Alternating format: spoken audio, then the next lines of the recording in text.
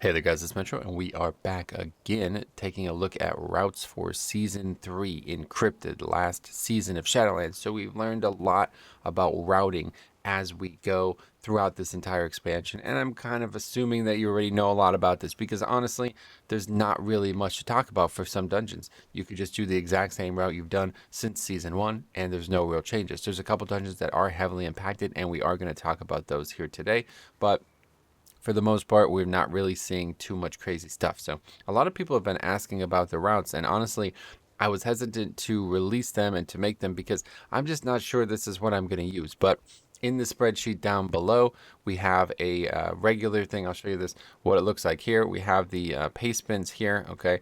And then I also have a section for advanced routes. And then later in the season, when things change, we might add some new routes here. But so far, we really only have the two. And then, yeah, so you can just click this here. Just one thing to keep in mind, if it says it's like not, if you can't access it right now, just give it some time. For some reason, it takes Pastebin a while, but I'd assume if you're watching this anything but the day of me publishing it, it'll be good. So anyway, let's talk about the dungeons that we definitely have changes on. Okay, there's not a lot, but the other side is absolutely one of them. And on that spreadsheet, I have two the other side routes, and that's because we were taking a look at what the difference might be here from skipping the start here, and how that might impact count and timing. So right now, this is the original route that I started doing. I probably did like 15 the other sides this last 2 weeks, and about like I think it was probably like 14 of them I did this route, and it works all right. The main thing that we're utilizing here is using this woe out of the gate to skip all the way to Ardenweald, and I'm talking about through the fire maze into the actual part of Ardenweald where you start fighting trash. It's a long run, and that saves a lot of time, and that's historically been the big issue with the other side, is that you have a lot of running in the dungeon. So you could potentially do this same thing for every single woe, every single one that's here. They're all here. Every single mob pack on the outside has a woe in it, and it will dramatically improve your speed throughout the dungeon. But the thing is, from the first pack to Ardenweald is the only time you actually can run in one straight line. Every other time there's one of these enraged spirits in the way, so I haven't really been thinking that that would be very valuable. Now, anyway, once you get inside Ardenweald, you're going to clear the normal trash. Basically, the rest of the route I did from Season 2 is exactly the same for Season 3 in this route. The problem here is, unless something goes really wrong, you're not going to have Bloodlust for the start of this boss. And this has been tested on Fortified Week. I assume on Tyrannical Week it's going to be even worse. I don't see why that wouldn't be the case. So obviously, not having Bloodlust for one of the hardest bosses in the game is a huge issue. So instead I've made this route, okay? So this is the route that you use if you really don't want to skip Mechagon. And I can tell you a little bit about this now that I've tested it. Skipping Mechagon is nice. It's pretty solid. It does save some time, I'm sure, obviously, because you're pulling big in Ardenweald instead of small in Mechagon. The problem is it is dangerous, and if a single person makes a mistake and it causes a calamitous moment here, that could be the end of the key. So when you go in Mechagon, the big change here is that we're going to go ahead and use this woe relic to skip all the way here. And so right here, there is I think it's for engineering only. I don't think there's any other way you can do it, that it will turn off the slimes. Hopefully, you know this dungeon area here. There's like a bunch of slimes that walk across. And if somebody gets hit by this, even while they're dead, or even while they're stealth, they will die. And you cannot stop and res them. You won't have time. So what I've seen done, and if it has failed, is just leave that guy dead. Keep running. All you have to do is get to that slime, kind of like pushing slime out of pipes. All you have to do is get to that point. You just have to get by this pack here. And then once you get here, you can actually res all the way down here. So I've seen somebody die like right here. And then you could actually res them there. And then you have plenty of time there. So as long as you make it, the woe buff lasts a long time. So don't be too worried about accidentally, killing this pack too quick or something like that, and then taking it and not having enough time. You'll have plenty of time. It really only takes about 20 seconds to get from the end of this pack to here, as long as the slime is not a problem. If you're slowing down, you're adding probably 10 seconds in there. So you probably just need about 30, 35 seconds to make it all the way. The good thing about the woe buff, though, is that it seems like it lasts more than it says it does. Like, I've seen the actual animation on the speed portion of it fade, and I was still stealth for like another second or two. So I don't think you could actually fail this like permanently. The problem is just if people die here. it can be sloppy. But I think this is as good as anything because this, people used to use Shroud and Invispot for that, and that would become a lot more problematic. So I think the big play is just get here. If you have, ask basically before you start the key, if you have an engineer, turn this off. Obviously you're getting woe. Come here, turn this off, wait, and then I'll run across, and it's very easy. So that's pretty much it. Halls is another one that has slightly changed. Okay, I just want to quickly discuss why I've changed the route from season 2. The main thing was last season we were going right first to get the lieutenant that was here, Varuther or Arkalath, but those are gone now, of course. So we're just going to always be going left. So far this season, there's been 2 bad, like big trash volume affixes. There's been bolstering and then busting. So I've decided to not do what route looked like last season at the end here. And so I made a second route here. And again, you can see that here. Here's this route.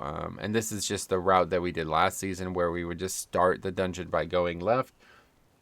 Keep in mind that if we do that, I'm not pulling these and we're just going to get some of these guys later. Count really doesn't matter in here. It's a very loose dungeon. There's a lot of different ways you can pull. So however you want to do that, you can. But other than that, there's nothing special here. The only other thing is that after you do this side, you can actually kind of jump down here and save a little time. I don't know how other people might do it, but yeah, you can kind of fall in between these 2 packs, grab this pack and combine these here together. I have seen people skip this pack, which is definitely possible, but it just seems really risky because then you're sitting there waiting for it to patrol because you're actually doing multiple things on this side now. And then yeah, we're gonna take the woe buff here, and this is another common theme you're gonna see here. Woe buff saving a potion, which is something that maybe in Pugging doesn't really happen a lot, but yeah, people should be potioning for the second boss. Second boss is the hardest in the dungeon, and obviously we're gonna lust there and go crazy. So that's pretty much it for halls. It's it depends on how you want to handle the start, but everything else is the same. And then Mist is another one that has slight derivations from season 2. Same thing. We're gonna use the woe relic here to skip all the way to where we normally used to skip.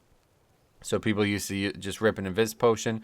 Make sure you hug the left here. Okay, I have a note just in case. These guys have True Sight here, but that's it. You just get here and do the rest of the route the exact same way as season 2. No changes from what I've done. And then again, if you for some reason don't have count, like the reasons you wouldn't have count is because somebody doesn't aggro this pack, or maybe you get a little unlucky in the maze or something like that. I don't really know. This dungeon's always been awkward to actually like put the route on a route because you can't control the route. You know what I mean? Like you have no control over what gets aggroed in here. But yeah, if you don't have count, come here. And the big tip I have to give now, it's sad that I have to talk about this in a route video, but you need to lust on the second boss, okay? If you have not lusted on the second boss, you've just lost a lust. That like, do you want to do a dungeon with 2 lusts? No, of course not. So you lust on the first boss, to burn him, and then of course you lust on the second boss as well. And I don't know why so many people don't do this. It's crazy. I think it's because it's usually not up, but now with the changes from season 2 in terms of not having to fight the Varuth and stuff like that in between all this area, you actually can get lust like at like 25 minutes on this guy instead of like it used to be like 22, and then it would be super tight to get 3 lusts in because you'd have so much time in between all these bosses that it'd be like, if you didn't lust here at like 12 minutes, then you would not get lust again for the last boss. But now it's super comfortable, you know what I mean? The problem is that the area in between these bosses is so short sometimes that you end up having lust at like the second half of this boss, and that is still perfectly fine. Just use a third lust, like don't waste it, and you'll be good. That's really it for Mist, nothing else. And then everything else is the same for all these other dungeons. Plaguefall, I'm doing the exact same route I did last season. There's only one change here, and that's instead of trying to combine this ambusher with this pack, which is what I used to do last season, I can now just combine it with this guy here. This guy used to be right next to Sogadon or the Frozen, whatever that guy was, and that's not there anymore. So now you're basically just fighting a single mob. Just drag it down, and especially his Bloody Kid, that's really easy to grip him in. That's the only actual change. Sanguine Depths exactly the same as well. The only actual change I'm making is at the start we are going to pull this pack. This pack seems really it seems good. If you can get a couple relics, I feel like getting the relics is a really nice thing. But I don't know. I'm not married to this. It's easy to skip this pack too. It just doesn't really seem very dangerous. I mean, it's basically just a smaller version of this pack. And then the big other couple of small changes I made too along the way is I'm just going to grab these guys with this guy because fighting this guy alone seems really suboptimal. And that allows us to change something here. So we used to grab these guys into this jar, and a lot of these, I'm not really sure what's going on here, to be honest. But it seems like a lot of mobs aren't giving value in the jar anymore, like they're not counting. And so I'm not exactly sure which ones are which, but I noticed for sure that the quills in this area do not give it. So I'm wondering if it has to give a certain amount of count. These give the same amount as the quills. And so every time I ran the route where we used to get these over here, we would not get 10 stacks of the jar. And I'm not exactly sure if that's because people were popping the jar too early, or if some other mistake was happening, or if it's just because these don't give count for the jar anymore. So if you were only going to get 5 stacks, then I don't see a reason to pull that pack. But like I said, every time I've done that, somebody's either messed it up or it's not giving us one way or the other. So I'm just moving on from that. We're still doing the same thing we did in season 2, where we're getting at least 2 packs on this side. And even though it might again seem like you're wasting some time because you have the quill, that's the only mob I don't think that gives anything. But the point is, you're getting something because what you want is some extra stacks. So when you come over to this jar, this is the Ventir buff, by the way, in case you're not aware. You come over to this jar and you want to extend what you had into a 10 stack. And then you could take that 10 stack, quickly mow down these 2 packs, provided the gargoyle wasn't. I mean, I think that's as long as the gargoyle is not right next to the jar, you mow down these 2 packs, and then you go to boss with usually at least like 10 plus seconds of the buff, and that is such a huge DPS gain on the start, and especially with the relics now, it'll really help you get everything going. So that's it. The same thing downstairs. Now, I did talk to a few people who said, since you're already going to be over count doing this naturally now, you can just skip this pack too. So I've never actually done that. I mean, I'm not super confident in how it would work. I don't think there's anything to it, but it is a pretty sizable chunk of count. I'm not going to be doing that. We'll just stick to what we know, and this is done. The thing is, this dungeon is so insanely easy. I see no reason to actually change anything. And then Spires is identical. There's only one change, slight change, and that's just that we're going to use this woe relic to skip all the way to the end. And this is really beneficial because in the past you used to have to fiddle with this pack here. This was an easy skip, but you'd need like Demon Hunter or an Invis Pot at times, like a bunch of the Mammoth, and hang it over the edge. A bunch of fiddling, right? It saves so much time just running straight. But the big thing here is that everybody can run right to this pillar and be line of sight. So nobody has to risk taking damage while these mobs are coming, or more so, nobody has to sit there and wait for the mobs to come. And that is a big time gain. This is a huge skip, and even though it's exactly what you were doing prior, it saves so much time because you run so fast and everybody can get back here without any slowing down whatsoever. So that saves probably a good minute from how you used to do that. It's identical the route otherwise. Necrotic Wake, identical as well. I just want to be aware that I am doing Narzuda. I don't know why so many people don't like doing this guy, but he is an absolute joke. The pack gives so much freaking count too. I mean, it gives like something like 8 or 9% count. And what I always do is I always get the orb here. If you have the orb only, then pull this pack alone, okay? But a lot of times I quickly get up here and get all of these mobs together, and then nobody actually, kind of opens the Goliath buff or whatever. And then at that point, you're set up for a really, really nice pull, because then you can get the Kyrian Goliath buff here and then take that and double pull with this pack. And yeah, I did not, even on Fortified Weeks, is perfectly fine. Just if you're the tank, try to make sure you can prevent this fear. But a lot of times, if he puts his shield up, and there's even, as long as some people are popping CDs here, the shield's probably just going to break instantly between the actual orb, the weapon, and then the Kyrian buff. And then this whole pack just dies. You basically get like, the full, everything dies besides Narzuda in like less than 30 seconds. The only other problem with that route though is that it skips this guy, and this guy gets pulled all the time, and it just doesn't matter whatsoever. You can literally, this dungeon, this is still a double upgrade easily this season. So just don't overcomplicate it and just do whatever the most comfortable. And theater, I have absolutely no idea. Like, it just doesn't seem to matter. I can't understand a reason to go to any of these first.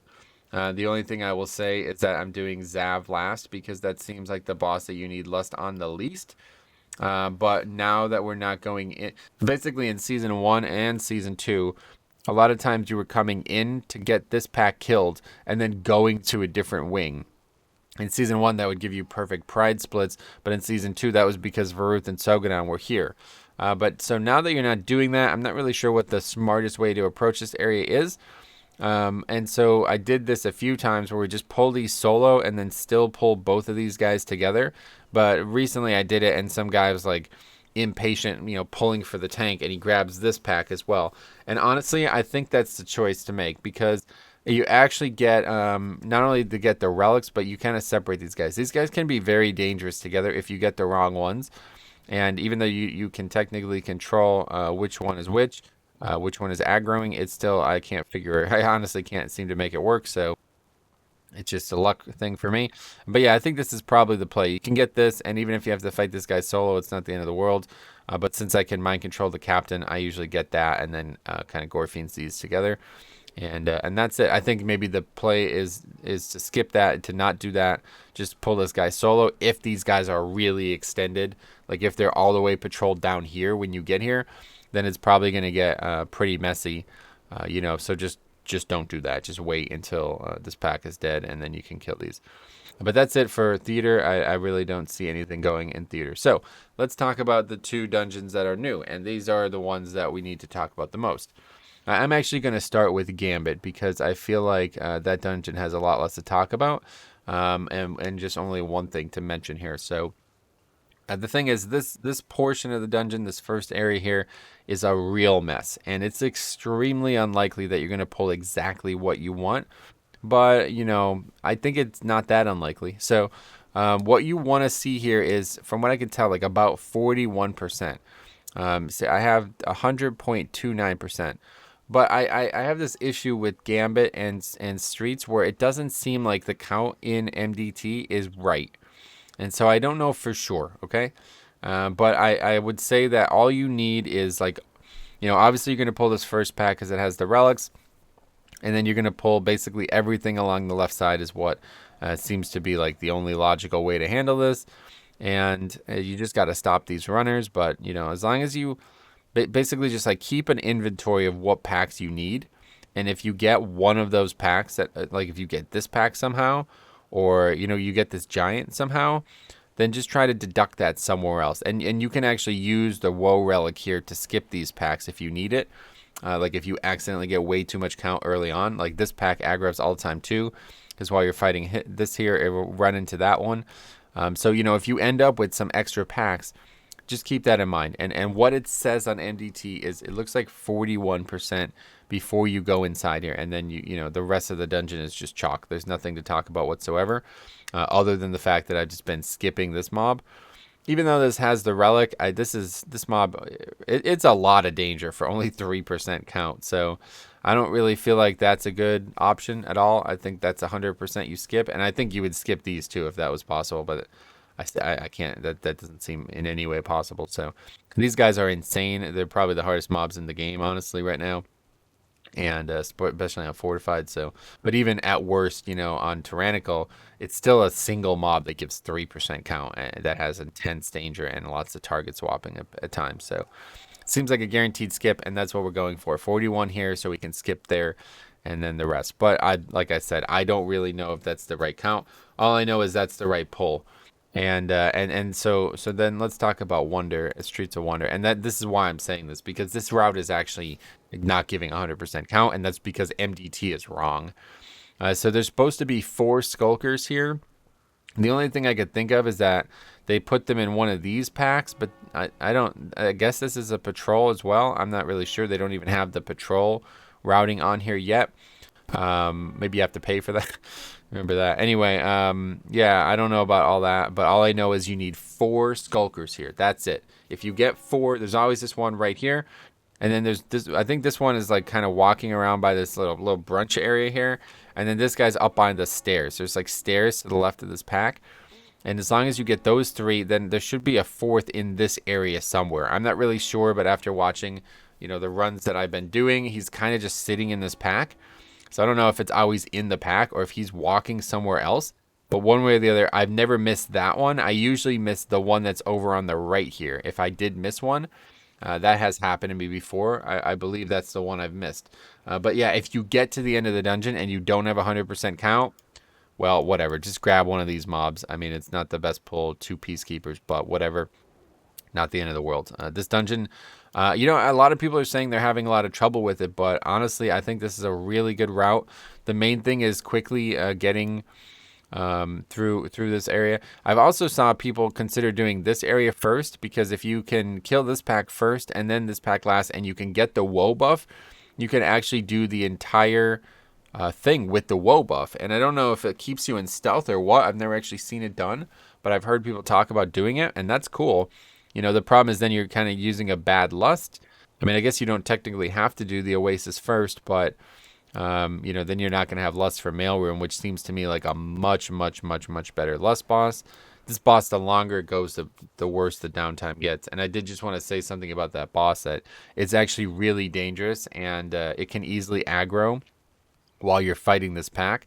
So what I'm suggesting here is grabbing this pack and quickly line of sighting him around this left side of this room, which I'm not even sure why this is here, but I guess it's here to help you reset the boss. Because if you fight them where they are, you're going to likely aggro the boss, and that's a real big issue. So, yeah, if you pull them over here, it will actually, the boss will just despawn. So, anyway, that's pretty much everything for the route. Like I said, probably about 5 out of the 10 dungeons are exactly the same. The other side is the one I'm experimenting with the most. Hall's only minor change, nothing really there. But yeah, the rest, it doesn't even matter. Literally, the rest of the dungeon, even missed. The other dungeons really are just saving you an invis potion, and I think that's nice. I expect this to change, like I said. So again, if you check this page every once in a while, you can see if I've added any new routes. If I end up adding like a whole slew of new routes, like I did at the end of season 2 there, which I still actually have here in case you want. For any reason, these are the season 2 routes down here. But yeah, if you see that these are added, check. There'll probably be a new video as well. But anyway, that's that. Hope it helps, guys. And if you have any questions, please let me know. I'm very dedicated to helping people learn as much as they can about this. If you have some ideas for routes as well, please let me know. If you think there's something even better.